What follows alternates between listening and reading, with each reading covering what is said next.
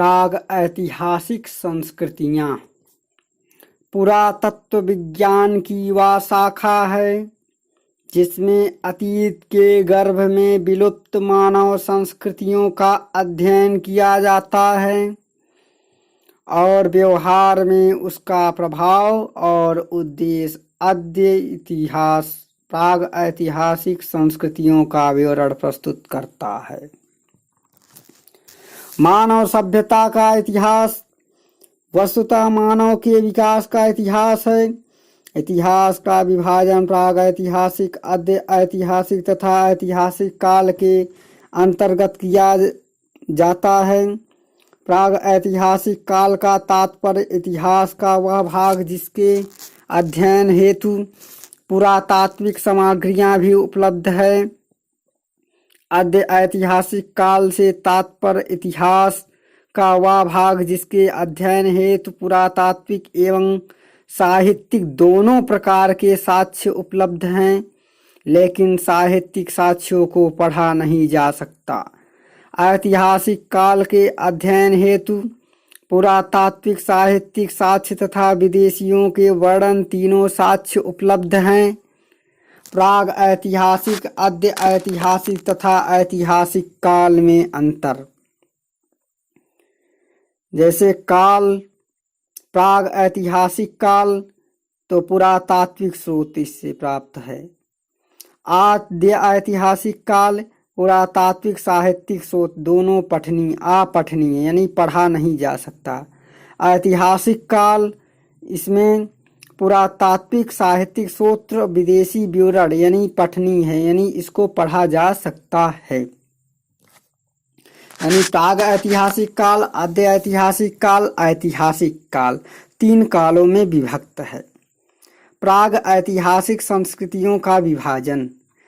इस संपूर्ण काल में पत्थरों के उपकरण तथा मानव आवास में विशेषकर पत्थरों का प्रयोग होने के कारण पत्थरों की उपयोगिता के महत्व को स्वीकार किया गया है। अतः इसे पूरे काल को पाषाण युग कहा गया है।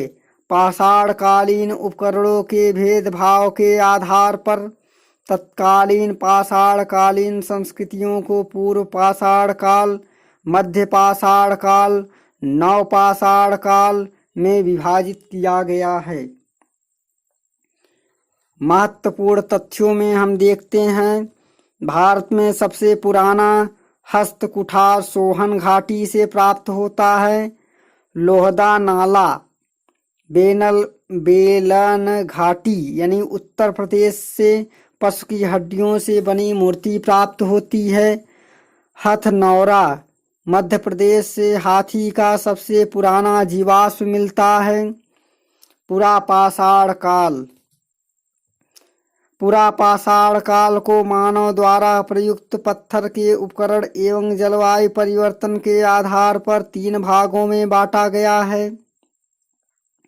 निम्न पुरापाषाण काल अधिकांश हिमयुग में ही बीता। इस काल के उपकरणों को मूल रूप से चापर, चापिंग, पेबुल संस्कृत तथा हैंड एक्स संस्कृत जैसे दो वर्गीकरण के तहत रखा जाता है। इस काल में मानव गंगा और यमुना मैदान तथा सिंध के कछरी मैदान में नहीं बसा था। मध्य पुरापाषाण काल युग संस्कृत की महत्वपूर्ण विशेषता थी। उसमें प्रयुक्त होने वाले कच्चे माल में परिवर्तन। इस काल में क्वार्टजाइट प्रमुख कच्चा माल था। HD संकालिया के अनुसार निवासा यानी गोदावरी नदी के किनारे इस संस्कृत का प्रारूप स्थल था। यह काल नियांडरथल मानव का था। मोस्तरी संस्कृत इसी काल में संबद्ध है। उच्च पुरापाषाण युग की दो विश्वव्यापी विशेषताएं हैं। नए चकमक उद्योग की स्थापना तथा आधुनिक प्रारूप के मानव होमोसेपियंस का उदय।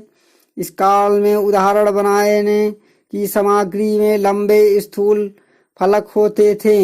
इस काल में नक्काशी तथा चित्रकारी दोनों रूपों में कला का विकास हुआ। चित्रकारी में हरे व लाल रंग का प्रयोग होता था। तो निम्न पुरापाषाण कालीन उपकरण में पेबुल उपकरण आता है, जिनमें दो भाग हैं, चापर चापिंग और दूसरा है आशुलियन। सांस्कृतिक उपकरण में हस्तकुठार और विदारक। मध्य पाषाण कालीन में क्या है, इस काल में जलवायु गर्म तथा शुष्क हो गई। पेड़ पौधों व जीव जंतुओं की स्थिति में परिवर्तन आ गया। मध्य पाषाण काल, पुरापाषाण काल तथा नवपाषाण काल के मध्य संक्रमण यानी एक दूसरे को इंडिकेट को रेखांकित करता है। इस काल में मनुष्य मुख्यतः शिकारी एवं खाद्य संग्राहक रहा, परंतु शिकार करने की तकनीक में परिवर्तन आ गया। अब वह न केवल बड़े जानवर अपितु छोटे छोटे जानवरों का शिकार करने लगा।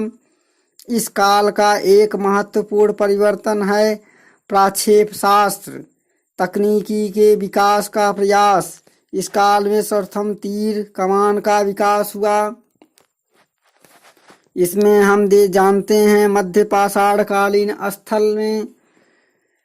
स्थल जैसे आदमगढ़ या मध्य प्रदेश राज्य में स्थित है। इसकी विशेषता प्रारंभिक पशुपालन के संकेत मिलते हैं। बागौर राजस्थान या प्रारंभिक पशुपालन के संकेत मिलते हैं।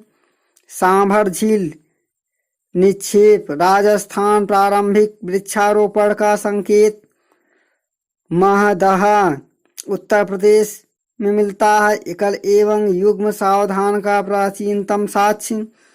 वीरभानपुर बंगाल उपकरण में काठ का हस्ता लगाने का प्रयास।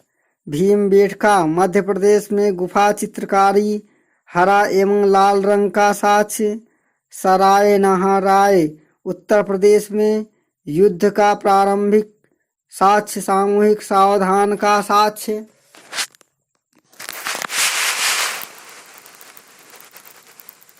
जहाँ पर सावधान मतलब सावधान मतलब जहाँ पर शव को गाड़े जाते थे। पूर्व ऐतिहासिक काल, प्राग ऐतिहासिक काल और अद्य ऐतिहासिक काल, इसमें दो भाग हैं, जिसमें मानव की उत्पत्ति 6000 ईसा पूर्व तक और इसमें 6000 से 600 ईसा पूर्व तक दोनों काल है। और प्राग ऐतिहासिक काल भी दो भाग में है, पुरापाषाण काल और मध्य पाषाण काल। और पुरापाषाण काल के 3 भाग हैं, निम्न पुरापाषाण काल, मध्य पुरापाषाण काल और उच्च पुरापाषाण काल। आद्य ऐतिहासिक काल में के भी 3 भाग हैं। आद्य ऐतिहासिक काल में नवपाषाण काल आता है, ताम्रपाषाण काल आता है, लौह काल यानी लोहे का काल। नवपाषाण काल क्या है?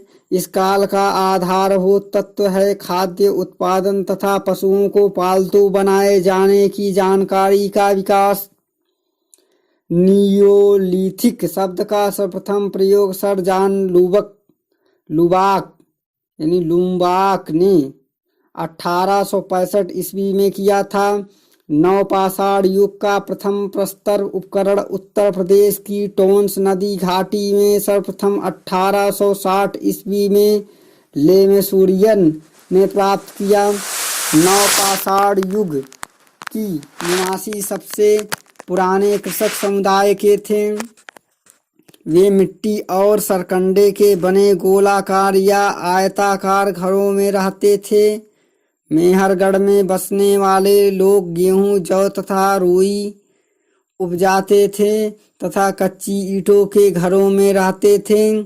दक्षिण भारत का प्रमुख स्थल बैलारी यानी कर्नाटक है। कुंभकारी की कला इसी काल में दृष्टिगोचर होती है। नवपाषाण कालीन स्थल नंबर 1 स्थल है मेहरगढ़ यानी बलूचिस्तान। कृषिजन्य गेहूं एवं जौ की किस्म के प्राचीनतम साक्ष्य। बुर्ज होम कश्मीर, गर्त आवास मनुष्य के शव के साथ पालतू पशु कुत्ते को दफनाए जाने का प्रमाण।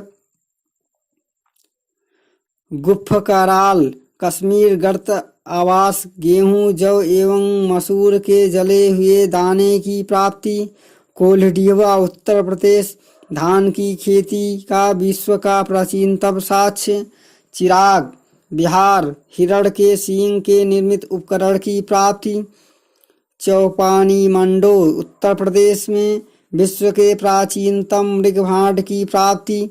नागार्जुन कोंड आंध्र प्रदेश, यहाँ से उत्खनन से घर्षित पाषाण औजार फलक तथा हस्त निर्मित अपहृत पीले रक्ताभ तथा मृगभांड प्राप्त हुए हैं।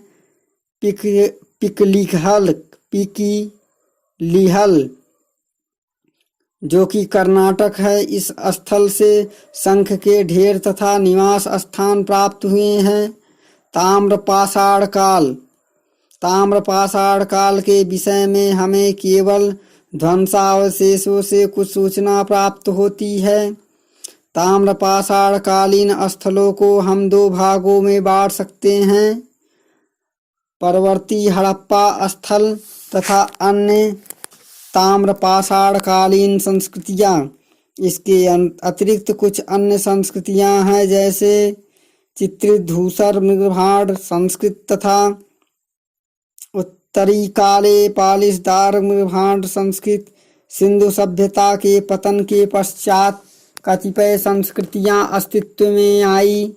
इनमें से कुछ संस्कृतियाँ पर सिंधु सभ्यता का प्रभाव देखा जा सकता है। इन्हें परिवर्ती हड़प्पा संस्कृति के नाम से जाना जाता है।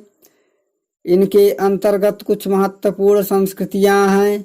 सिंधु में झूकर संस्कृति, पंजाब एवं बहावलपुर में कब्रगाह संस्कृति, गुजरात में लाल चमकीले मृगभांड संस्कृति, गंगा यमुना दोआब क्षेत्र में गैरिक मृगभांड संस्कृति। ताम्रपाषाण कालीन कृषि संस्कृतियां।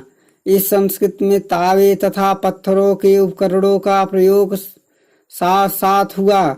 कुछ ताम्रपाषाण कालीन संस्कृतियां दक्षिण पूर्व राजस्थान, मध्य प्रदेश और पश्चिमी भाग एवं पश्चिमी महाराष्ट्र में स्थापित हुई।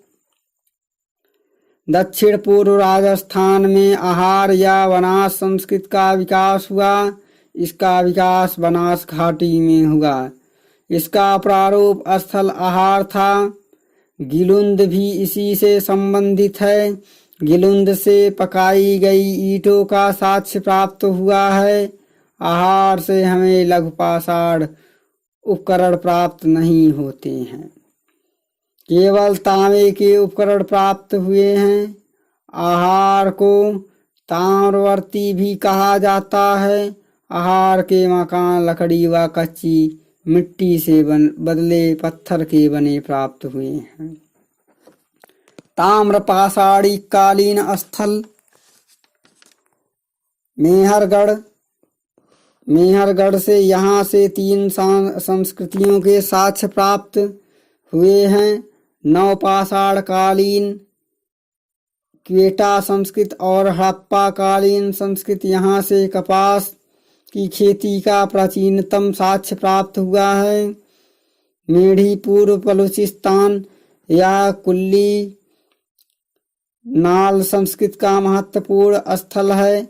यहाँ से तावे को गलाकर चिन्ह तथा दक्षिण दर्पण के निर्माण का साक्ष्य, दफनाने, दाह संस्कार एवं कलश सावधान के साक्ष्य भी प्राप्त हुए हैं। अमरी यह पाकिस्तान के सिंध क्षेत्र में स्थित। यहाँ से 4 संस्कृतियों की जानकारी प्राप्त होती है। अमारी संस्कृति या अमरी संस्कृति, हड़प्पा संस्कृति, झूकर संस्कृति, झाकर संस्कृति, राणा घुंडई या पाकिस्तान में गोमलप घाटी के झोब लोरलाई क्षेत्र में स्थित है। यहाँ से कुबड़दार बैल की मूर्ति, सोने के पिन तथा घोड़े का अवस्थित प्राप्त हुई है। कोठदीजी यहाँ से प्राप्त 16 स्तर 2 संस्कृतियों से संबंध है। यहाँ से प्राप्त ऊपर के 3 स्तर हड़प्पा काल के एक संक्रमण काल से नीचे की 12 स्तर हड़प्पा पूर्व काल से संबद्ध हैं। कलिबंगा यानी कालीबंगा या स्थल 2 संस्कृतियों पूर्व हड़प्पा संस्कृति तथा हड़प्पा संस्कृति से संबद्ध है। मुंडीगाक यहाँ से ऊंची दीवार तथा उसके ऊपर भूमि में पकी ईंटों का बुर्ज का साक्ष्य प्राप्त हुआ है। इसी प्रकार हम आगे देखते हैं कि विभिन्न काल समय अंतराल में विभिन्न प्रकार के स्थल एवं उपकरण प्राप्त हुए हैं, जिसके आधार पर ताम्र पाषाण कालीन कृषि संस्कृतियों की जानकारी